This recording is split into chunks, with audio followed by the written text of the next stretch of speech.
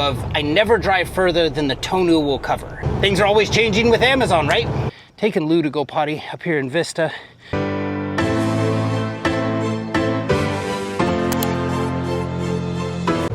All right, let's start this one off with some knowledge, hopefully some knowledge. I plan to back up my antage to you of I never drive further than the TONU will cover. And I'm gonna break that down, especially when it comes to these ITR loads. If you're not familiar with ITR, I forget what the I stands for, but I know the TR, I think it's like immediate, and then TR is trailer recovery. So immediate trailer recovery. And you start, you know, these are loads where like one of three things has happened. Either the driver is, so Amazon has a trailer out with a driver, and the driver is either unresponsive, the driver is either out of service, or the driver is experiencing some sort of mechanical breakdown. Now, these are trailers that Amazon deems that they need like at a warehouse like ASAP, and they need somebody to go get it, and they will pay dearly to move these. Now, I've covered in the past why I don't ever book these off of the load board. In this example that I did on this one, it was they had listed it, so on the load board they had it listed for picking up in Cajon, California, but on the map they showed it as picking up like right by my house where I live in El Cajon, California. Now, if you're not familiar with California, El Cajon, also known as El Cajon? That's the anus of San Diego. Is just outside of San Diego.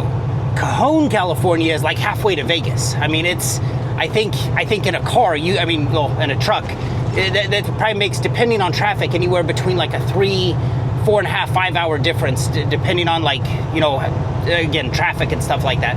But, you know, it's like when they post loads like that and they show that like, they're showing two different locations, I never would pick one off a spot or off of the load board. They will try to move them for a cheaper rate on the load board, but it just, I mean, that big of a discrepancy. If you book that and find out that like, oh, I believe that it's in El Cajon, and then find out it's in Cajon, you're for sure going to be late, and I have no doubt Amazon's going to hold that against your performance score. But then you start thinking of like all the other outcomes of like driver unresponsive. Do you really want to drive so far somewhere that you become somebody's $175 wake-up call? Absolutely not. I don't. So when they do eventually make it over to spot capacity, I don't, if it says driver unresponsive, I don't even reply to those, just because it's like, that's my fear of, you know, going and knocking on somebody's door and having them be like, oh, I fell asleep, shoot, I'll go ahead and continue it. And, you know, if that trailer's attached to their truck, I mean, unless you're going to get into a fight, that trailer's probably going to go with them. And, you know, now hours of service I'll respond to, and mechanical breakdown I'll respond to. On the mechanical breakdown, I always ask, are you waiting? Can the truck disconnect from the trailer? Or are we waiting on a wrecker, basically? And, you know, depending on their answer will depend on what I say. But I had one the other day, probably about 10 days ago, actually, that, and this is where the load board can actually be used to help you a little bit. They actually listed it on the load board and put GPS coordinates on it, and it came up. I love the ones that are around this time of year, and especially as summer gets here, they will have trucks that like overheat in the desert. And I love running the desert, especially at night. And depending on how far out it is, I mean, if it's in like Jacumba, Jacumba typically goes for like $700. If it's in like El Centro, now we're talking like $900. And if it's in like Calexico, we're talking like $900, $1,100, somewhere in that range. Is all rates that I've gotten for driving out there. And the reason they'll pay dearly for them is how many guys are in a power-only situation out there in the desert? So they had one the other day, GPS coordinates. I look at it on the map, GPS coordinates match the address that they're saying, and it's at like a tow and recovery place. And it was on the load board at this point. I wasn't comfortable booking it, but I give that place a call because it's showing that it's right where they're at. And I call up and the guy answers the phone. I'm like, hey, do you guys have an Amazon trailer that you guys like have at your property that needs to be picked up? And he's like, absolutely. Now they were trying to send it for cheap. I think they were trying to send it for like less than $2 a mile. The total payout on it was going to be like $350. And it's like, no, I'll wait for that to go to spot and I'll double that easily.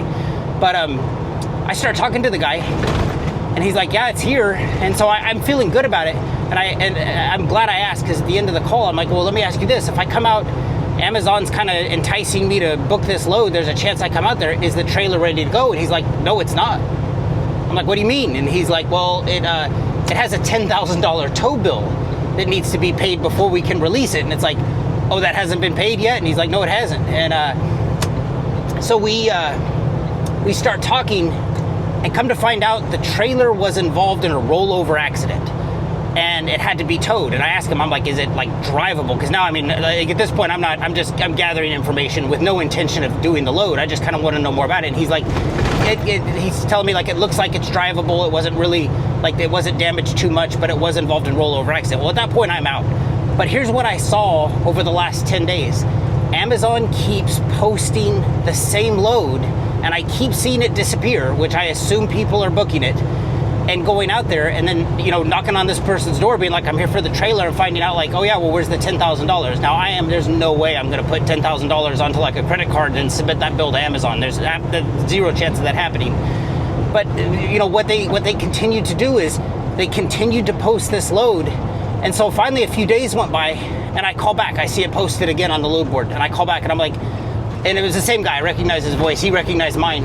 And I start talking to him and I'm like, hey, you know, Amazon's still trying. I talked to you the other day. Amazon's still trying to get somebody to come out there. And he's like, is there any way you can tell them to stop? And I'm like, what do you mean? He goes, I've had probably 20 trucks show up and they're looking for this load, and I have to turn all of them away because it has like a $10,000 tow bill. And it's like, it's crazy that Amazon sends people out there to pick up this trailer that has this exorbitant tow bill attached to it with zero warning. So it's like, you know, these people are getting dollar signs in their eyes. They're running out to basically like just past Tacoma, which is it's a trek out there. I mean, it's probably about an hour and a half of driving. Parts of that trip for trucks are 35 miles an hour, and there's border patrol, ICE out there. I mean, there's highway patrol out there too. So, but you're looking at like an hour and a half drive out there to find out it's got a $10,000 tow bill, call up ROC, have them cancel the trip, and now you just wasted 3 hours round trip of your time for $175. So never drive further than the TONU will cover. So I feel like Amazon's making a fool out of me with my toll video. I put a toll video out months, maybe a year ago, something like that. And they, in it, I showed how easy it is to get tolls from Amazon. Like they send you down a toll road. They typically don't pay you for it with the invoice.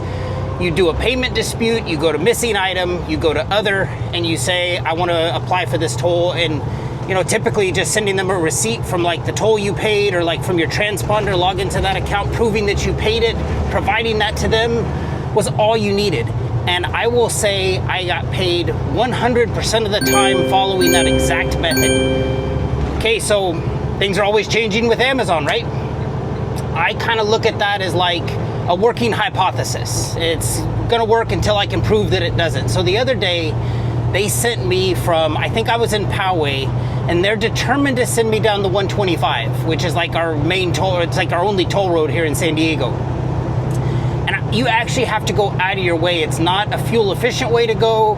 It actually is a little bit more, it might be equal mileage. I don't want to say it's more mileage, but it's a much less fuel efficient way to go. So I went, you know, again with this working hypothesis, you got to test it, right? I go out of my way to go down the toll. My preferred way, I think I was going from Poway down to Otay. My preferred way is just get on the 15, take that to the 805, and then get on the 905, and you're in Otay, no tolls. I think this day they always try to get you to go like 80 east or 54 east to get onto that 125, and I do, just, you know, again with the intention of finding out like, are they still paying for tolls? I did it the same way I always have done, and it got denied. And it got denied under this whole thing. They're saying like, you know, they use this third-party service, this PC Miler freight estimation of cost and everything, and they said that it was included in the fuel surcharge. So I just wanted to throw a little message out there as far as like, you know, it has worked 100% of the time for me up until recently, and I might be changing my tune on tolls now, because their most recent thing with me was saying that it was it's included in the fuel surcharge, with which if you add it up, you know, I mean their fuel surcharge I believe right now is somewhere, I don't keep track of it because it's more for guys who run blocks, but I think it's somewhere between 38 and 42 cents a mile currently. And if you add up the fuel surcharge, and I understand the fuel surcharge isn't supposed to like reimburse 100% of your fuel. It's supposed to be a surcharge, but if you add in the $5.50 I pay for the toll, and technically, I mean, if I didn't have a transponder, it would be $7 for the toll. The fuel surcharge just ends up being a joke. It doesn't even come close to covering the fuel, let alone the toll cost. So I wanted to put an update to that toll video, and I'll probably add something to the description of it of, you know, be sure and check out this portion of this video here, just to say that, like, historically it has worked 100% of the time, but as of recently they've denied my toll, my request for a toll repayment. And lastly, I got a great question on here the other day. Somebody was asking me, how do you be sure the invoice that Amazon sends you is correct? Like, because you don't really invoice Amazon. You can invoice them on missing items, maybe not tolls anymore, but you can add stuff to the invoice that you feel is missing. But how do you be sure? Because, I mean, I've established on here that Amazon's newest like tactic is to make trips that you've done and completed to make them completely disappear. You know, if they tell you like, we're verbally, the trip's done, but we're verbally releasing you, I guarantee you that trip's getting ready to disappear from your queue. And when it does come back, I guarantee you it's going to not show up in the history tab. It's going to show up in the in transit tab. So how do you invoice Amazon? Great question. What I do and what I've been doing and what works for me. So the old way was just going to the history, looking at the trips, adding them all up, and as long as it was within, and this is going to be up to you, you know, if you want to go down to the penny, you can. I kind of am going to the nearest $5 to $10. If it's within $5 or $10, I'm good with it. But now that they're making trips disappear, what I've started doing now is one thing they can't make disappear are those emails you get when you book a load. If you go to your received emails for the main account holder and you search, like, I think it's like do-not-reply@amazon.com load booked, or it's something like that, and you can go through there and you do it for the week in question, and what I do is I add those up. Now, I do make little notes on those as I go along. Like, as soon as I book one, I have a different folder. I keep those screenshots in, and, like, you know, if they cancel a leg and the payment goes down, I'll make a note of that. Like, I'll just draw on the picture, like, you know, canceled one leg, the rate went from, I booked it for $225, but now they're claiming it's $180, and there's no payment dispute on if they cancel a leg. That's just part of they cook that into the sauce. But that's the most effective way, because they, like I said, they can make those trips disappear. I've shown you where they make those trips disappear, but they can't make those emails disappear. And that's my preferred method of being sure what's on the invoice is that I'm getting paid for every dollar that I've agreed to work for them. All right, so what am I out here doing tonight? I'm at my middle stop of 3. Not a ton of money. I mean, trying to get those 3 nickels together as opposed to the 1 dime. The thing I like about tonight, the money kind of came in quick. It's just like boom, boom, boom, three loads and I'm done. The thing I don't like about tonight is I'm accumulating a little bit more deadhead. It seems like right now Amazon's just paying for the, Lou's pulling his leash here. This is what I'm working with out here at DSD5. The thing I don't like about tonight is they're just doing one ways, just one way. So it's like I just kind of hold out till I see one that's, you know, like $5, $6 a mile, pick it up. Even $4 a mile, hell, it's still profitable.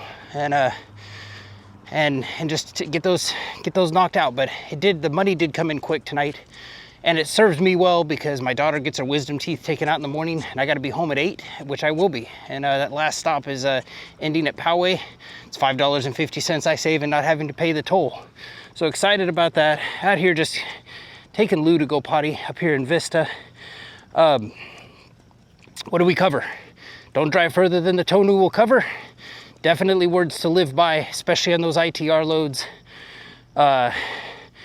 We checked into like how to invoice Amazon, how to be sure that invoice is correct. And then, God, I forget what the third thing was. The middle thing I covered.